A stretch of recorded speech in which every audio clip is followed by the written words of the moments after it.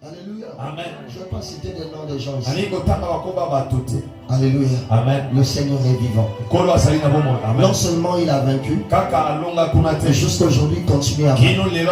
Amen. Alléluia. Amen. Vous savez, quand nous chantons, les portes s'ouvrent. L'enfer est en débandade. Et ça, c'est parfois l'un des secrets que nous avons. Parfois, dans des séminaires, on voit comme ça, les gens ne viennent pas. Alors, on fléchit les genoux. On se met à adorer. Et là même, à la fête, j'entends quelqu'un. Je n'allais pas venir, mais je ne sais pas qu'est-ce qui m'a soulevé. La puissance de la louange et de l'adoration. Mais nous, parfois, on a oublié les bombes à destruction massive pour prendre les balles. Comment on appelle ça, toi qui étais militaire? Les balles qui ne tuent pas là. Les balles blanches. Le feu, que le diable libère. Le diable vous distrait et il vous fait fatiguer parce qu'il sait que lui il est allergique à la louange et à l'adoration. Vous savez, parfois je dis à l'église, vous savez, amen. Dites au diable, notre problème c'est Dieu. Un jour Dieu a dit à Josaphat, ce n'est pas votre combat. Mais toi le combat de Dieu, tu prends ça. Et tout le monde s'en veut comme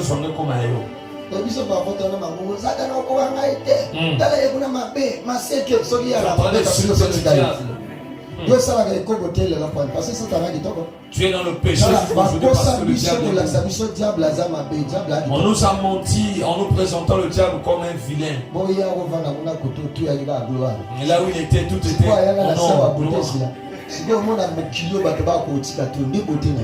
pourquoi les gens n'arrivent pas à abandonner facilement le péché? C'est à cause de la beauté du diable. Pouvons nous asseoir. Amen. Alléluia. Amen. Que le Très-Haut vous bénisse. Je rends grâce à Dieu pour le prophète Vigra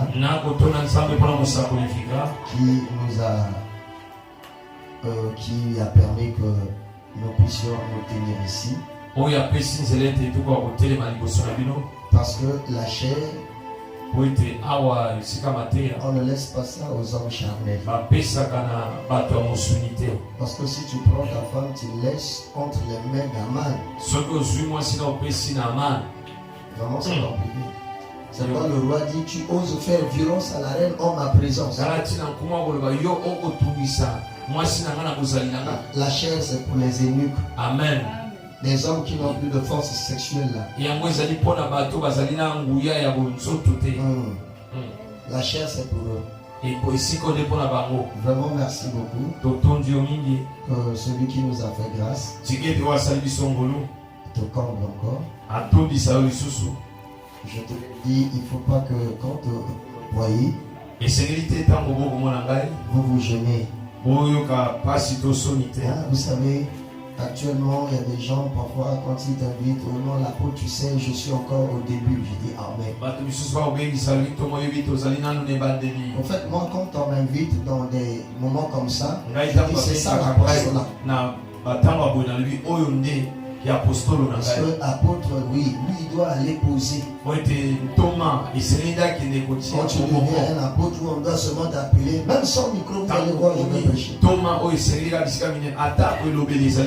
Même s'il n'y a pas les pianos. Alléluia. Amen. Pour l'homme, ne voit pas ça, ça c'est des bâtiments. Si tu regardes la structure, non, apôtre, à sa commune niveau. C'est une grâce. Donc il ne faut pas que la grâce nous fasse gonfler. Il faut rester humble. Amen. Je salue le prophète Karl. Il est où? D'accord, je le salue. Je salue le docteur Doum. Olélé. Amen. Hier j'ai écouté. Je l'ai confondu à mon fils. Il sort aussi, vous voyez. Amen. Voilà. Donc lui aussi c'est un docteur. Et quand je t'ai écouté, j'étais là, je le regardais, je dis, c'est le frère Ish, c'est le docteur Ish qui a pris un autre nom. Alléluia. Vraiment hier, il m'avait fort béni. J'ai écouté un enseignant. Hein? Parce que l'enseignant, lui, c'est ce petit doigt. Quand je vois un enseignant, l'enseignant au début il fait dormir les gens. Parce que quand on te met quelque chose, ça fait dormir. C'est pas lui-même il dit non, moi j'ai du mal. Non, c'est pas le mal, c'est le ministère de l'enseignement.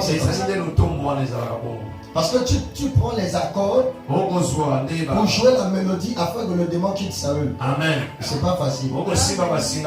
Et moi je suis en train d'écouter. Je dis waouh. Je dis waouh. Et le Seigneur me parlait aussi. Et à la fin, je l'ai écouté par sa bouche. Que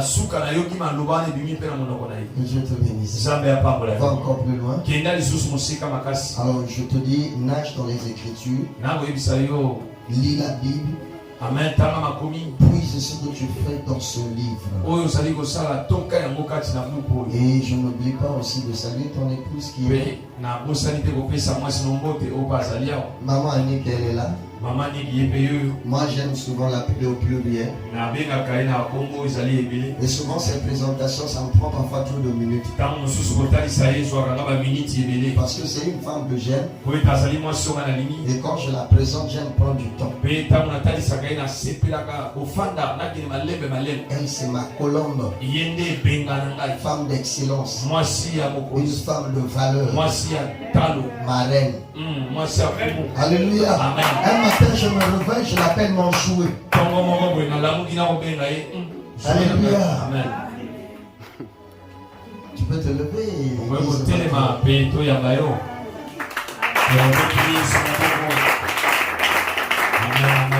Beaucoup l'appellent maman Annick. Mais moi-même je l'appelle la pure. Les raisons ne cherchent pas. Parce que ce n'est pas un séminaire de couple. Ici c'est Gog et Magog et Armageddon. Alléluia. Nani Mokondi. Vraiment aujourd'hui, vous allez m'excuser. Je n'ai pas trop de choses à vous dire. Parce que le docteur Doom hier, il a dit ce que j'allais dire. Alors moi je dis, je vais dire quoi? Je ne veux que la pluie. Moi je vais dire quoi? Je vais nous dire ce soir. Oui, nous pouvons savoir qu'il y aura Gog. Le conflit de Gog et Magog. Et Armageddon. Mais ça ne va pas nous emmener à l'enlèvement. Ça ne nous fera pas voir le royaume. Mais mon thème, il faut que vous naissiez de nouveau. Alléluia. Vous savez, aujourd'hui, beaucoup de chrétiens, ils ont des grosses têtes, des gros ventres, des petits pieds. Ils souffrent de quoi changer? Alléluia. Pourquoi? Ils ont beaucoup de versets bibliques en tête, mais ils sont pas nés de nouveau. C'est des impressionnistes. Quand ils viennent, tu peux dire non, le frère là, il dort à côté de Dieu. Mais quand tu marches avec lui, tu te rends compte qu'il est pire qu'un païen. Alléluia. Amen. Tout nous a été dit. Le prophète Karl nous a parlé sur Armageddon et le retour de Christ en gloire. Il nous a parlé du jour de l'Éternel, qui n'est pas un jour à s'amuser. Alléluia. Amen. Dans le livre de Sophonie, on nous dit qu'attendez-vous du jour de l'Éternel. C'est un jour de colère. Il dit que ce soit votre argent ou votre or, rien ne vous sauvera. Tous les gens sont en train de se tuer là. C'est pas ça ce qui va nous sauver. Alléluia. Amen. Et hier avec le prophète Vigra, je ne l'ai pas suivi. Non, et lui c'est le jeudi. Je ne l'ai pas suivi. Et hier c'était avec le docteur Doom. Il a parlé sur Gog et Magog. Gog, Magog et Armageddon. Comme expression des jugements de Dieu sur les hommes et sur le diable. Il nous a dit que tout homme qui ne marche pas selon la volonté de Dieu attire sur lui les jugements de Dieu. Et il nous a donné une définition sur le jugement. Alléluia. Amen. Et qui doit juger? Il nous a dit c'est le Seigneur et les saints. Amen. Un jour, pendant le culte à la maison, j'ai dit aux enfants, mais ce jour-là, on sera là, on va être assis sur des trônes. On va juger. Alors Dieu te place là, tu cherches les Congolais. Et tu regardes comme ça, c'est ton fils qui arrive. Et là-bas, on n'aura pas des cœurs pleins de pitié. Le cœur de pitié, c'est maintenant. Mais là-bas, tu auras un cœur que Dieu lui-même a donné, même si c'est ton fils. Tu es comme un policier routier. Donc il arrive là, parce qu'il y a des livres qui vont tout dire. Aujourd'hui, il n'y a rien que les hommes ne puissent pas croire qu'il n'y aura pas de jugement. Il y a eu une crash. On va prendre quelque chose là, une boîte noire. Et on découvre la cause de cet accident. Est-ce qu'on est ensemble? Amen. Mais nous aussi. Il a tout dit. Il a parlé du jugement de la conscience. Ceux qui sont morts sans la loi, Dieu va les juger comme ça. Il y a la loi de la conscience. Dieu va juger ceux qui ont écouté la loi. Dieu va juger. Et là, quand on arrive là, l'apôtre nous dit inexcusable. Personne n'avancera une raison. Alléluia. Amen. Gloire à Dieu encore. Il nous a parlé sur Armageddon. Il a dit Armageddon. C'est un lieu. Parce que quand on définit ce mot, on prend Ar et Mageddon. Ça veut dire Arma. C'est ça, non? Amen. Et ça va nous donner quoi? Montagne de Megiddo.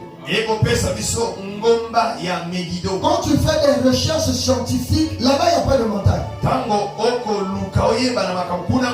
C'est quelque part là où il y a un massif de chahut. On appelle ça vallée. Je crois qu'il a tout dit.